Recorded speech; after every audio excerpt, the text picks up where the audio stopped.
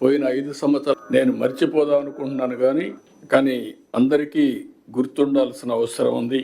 వ్యవస్థలన్నీ పూర్తి కూడా ఇప్పటికీ నేను 4వసారి ముఖ్యమంత్రి అయినా ఇప్పటికి కూడా నాకు ఇంకా పూర్తిగా విధ్వంసానికి గురైనటువంటి వ్యవస్థల్ని రివైవ్ చేయడం ఇంకా టైం తీసుకునే పరిస్థితి వస్తా ఉంది. ఇంకొక పక్క ప్రజల హక్కుగా తెలుసుకునే ప్రభుత్వ నిర్ణయాలను కూడా రహస్యంగా దాచిపెట్టడం, జీవోలు ప్రజల కోసం ఆన్లైన్ లో పెట్టే విధానానికి మంగళం పలకడం, అవన్నీ కూడా ఈ రోజు మళ్ళీ ఆన్లైన్ లో పెట్టే పరిస్థితికి వచ్చాం. ఇంకొక పక్కన 5 సంవత్సరాల జీవోలు కాకుండా ఇప్పుడు ఇచ్చే జీవోలన్నీ కూడా ఆన్లైన్ లో పెట్టి ఒక పారదర్శకతకి పెద్దపేట వేసే విధంగా ముందుకు పోతున్నాం. ఇంకొక పక్కన నేను చాలా సార్లు 45 సంవత్సరాలుగా చూశాను, ఏ వ్యక్తి కూడా ప్రజాస్వామ్యాన్ని గౌరవించకుండా ప్రజాస్వామ్య విలువల్ని హరించే విధంగా పనిచేస్తే ఎక్కువ సమయం లేకుంటే ఎక్కువ కాలం అని కూడా సాధించలేరు. అవి నేను చూశాను. అదే సమయంలో ప్రజల్ని హింసించే శక్తులను గాని వ్యక్తులను గాని మనం ఉదాసీనతగా ముందుకు పోయినా దానివల్ల కూడా సమాజానికి చెడు జరుగుతుంది. ఇవన్నీ బ్యాలెన్స్ చేయాల్సిన అవసరం ఉంది.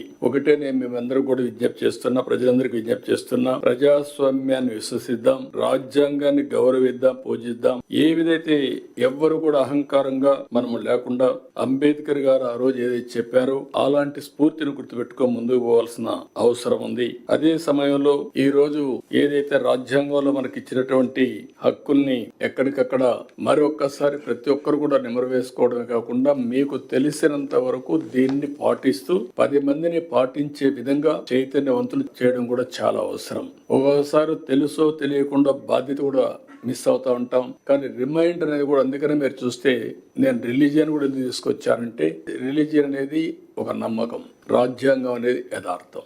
రాజ్యాంగంలో చేసే పనులు హక్కు వస్తుంది. నమ్మకంతో నేను హిందూయిజాన్ని ఆచరిస్తాను, ఆ వారసత్వాన్ని గౌరవిస్తాను, లెగసీ పాటిస్తాను, ఆ లెగసీ కింది వాళ్ళు కూడా అందజేస్తాం. కానీ ఏ కులమైనా, ఏ మతమైనా, ఏ ప్రాంతమైనా రాజ్యాంగాన్ని సరైన స్ఫూర్తితో అమలు చేయగలిగితే తద్వారా మనకు మెరుగైన ఫలితాలు వస్తాయి. రెండోది కూడా సిఎస్ గారు చెప్పినప్పుడు ఇప్పటికే చాలా మార్పులు తీసుకొచ్చాం.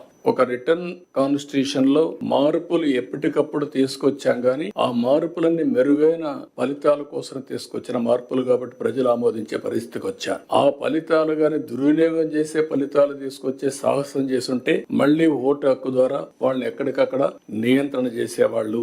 ఆ విషయం కూడా మనం గుర్తుపెట్టుకోవాల్సిన అవసరం ఉంది.